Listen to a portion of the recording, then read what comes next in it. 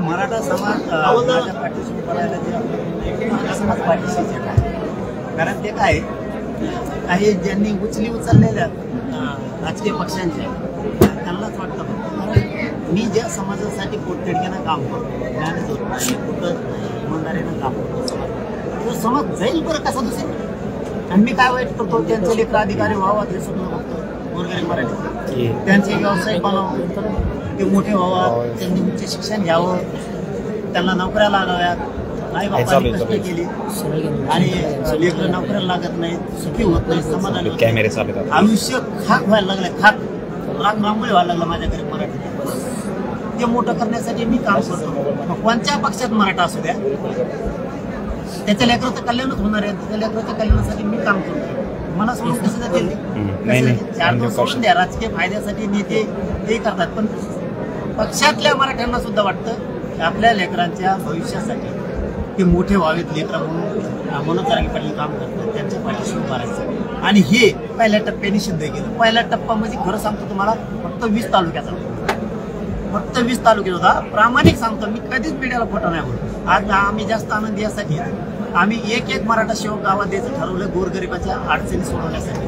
तो मालक नाही, तो मालक म्हणून नाही, शाखा अध्यक्ष म्हणून नाही, तालुका प्रमुख म्हणून नाही, तो समन्वयक म्हणून नाही, काही नाही.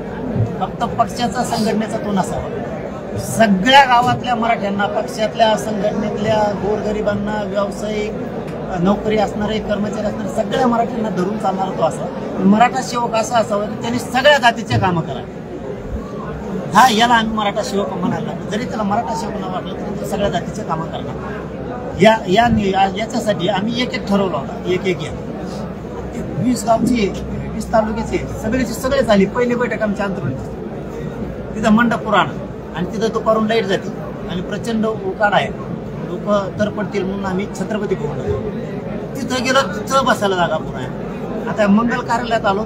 आता तुम्हीच सांगा, मंगल कार्यालयात बसायला जागा होती का नव्हती? इतके मराठे कधीच लांब जाऊ शकत नाही. आणि मी काय वाईट करत नाही, पुरं जीव गेला तरी मी मराठ्यापासून हटत नाही.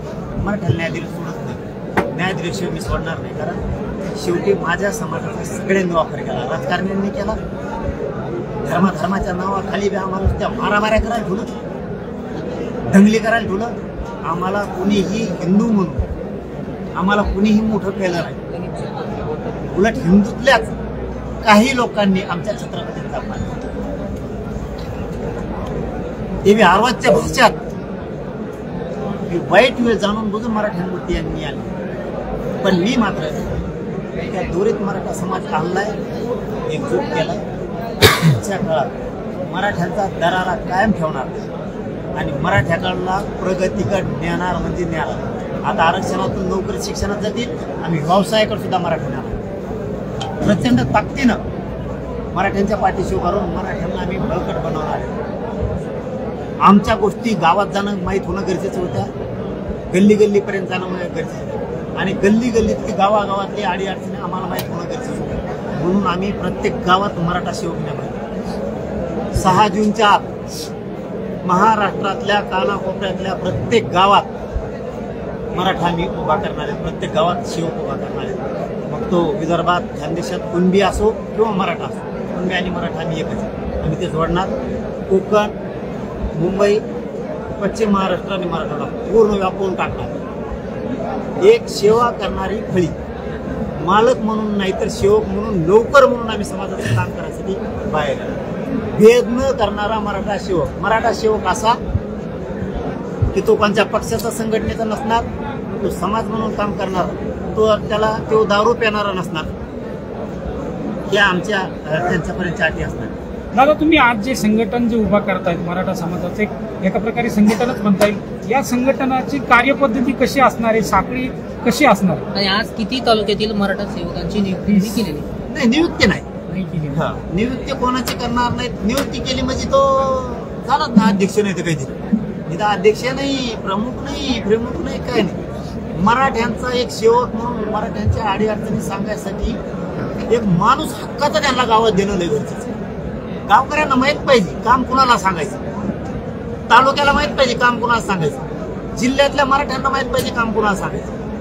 कोणाचीच कुणाला मिळेल. मग मराठा जर एक आला तर अडीअडचणी पण सुटल्या पाहिजे, माहीत पण पाहिजे. म्हणून गावात एक द्यायला नियुक्ती फिरती नाही. पण आणि ध्येय काय, मराठा सेवक नेमकं करायचं काय, त्याचं काम काय, तर हे आम्ही 6 जूनला पूर्ण राज्यात खडी तयार झाल्याच्या नंतर 6 जूनच्या आत डिक्लेअर करणार. पण नेमकी काय भूमिका असणार या मराठा कसं काय असतं मराठा सेवक म्हणजे काय, आमच्या अडचणी, गरिबांच्या गावकऱ्यांच्या अडचणी खूप आहेत. अडचणी म्हणजे काय, मुलं शिकतात, मुली शिकतात, अडचणी आहेत, बाहेर शहर आहे, कुणाला सांगायचं अडचण आहे, बापाला फोन करून सांगायला लागतं, आईला सांगायला लागतं, भावाला सांगायला लागतं, यायला वेळ लागतो. मुंबई पुण्यासारख्या शहर आहे, कधी जायचं तिथं. जर मराठा सेवक असतील तर 10 मिनिटात मी मदतीला जाऊ शकतो. दवाखान्याच्या अडचण गरीब मराठीचे, कॉलेजच्या, क्लासच्या, पोलीस स्टेशनच्या,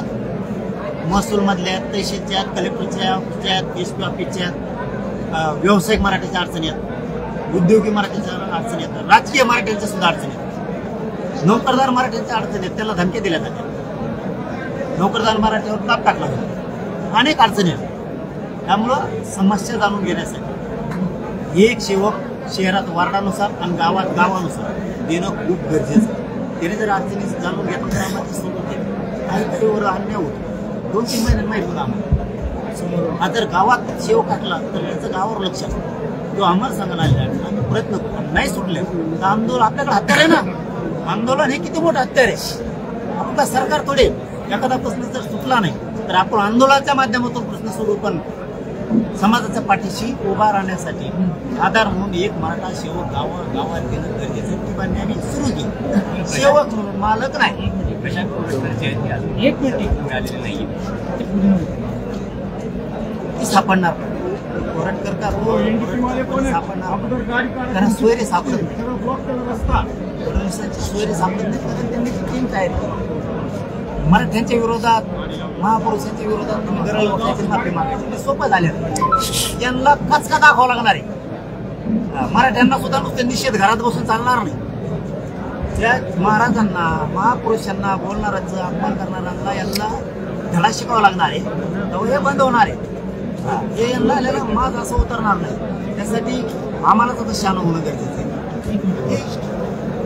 दुसरा जर कोणी असतात त्यांनी आरोपी केला असता पुढे त्याचे पाहुणे आहेत ना, ते सगळे सोयरे ते करणार नाही, ते सोलापूरला करणार नाही. त्यांच्या लोकांना मग काही पण बोला त्याला माहित नाही. आणि लोकांनाही, आमदार मंत्र्यांनाही माहित नाही. तुमची महाज बसते निवडून आली म्हणून पलट्या बसत असतात, त्यावेळी चुका होत असतो. तुम्ही जितका त्रास देता तितकं पुढे निघणार. जबाबदार कोणी देवेंद्र फडणवीस, दुसरं कोण नाही. ते एकटाच गोड बोलून सत्य घेतो इतकं सोनेर आहे. क्रूर आणि सूड भावनेनं वागणारा नेता या महाराष्ट्रात कोण असेल तर ते देवेंद्र. गोड बोलून फक्त निवडून येतो, मराठ्यांच्या जीवावरती सत्तेत आला आणि त्याच मराठ्यांना आता आरक्षण देत नाही. लाडक्या बहिणीच्या जीवावरती निवडून आला, आज त्यांना त्यांचा हक्का देत नाही.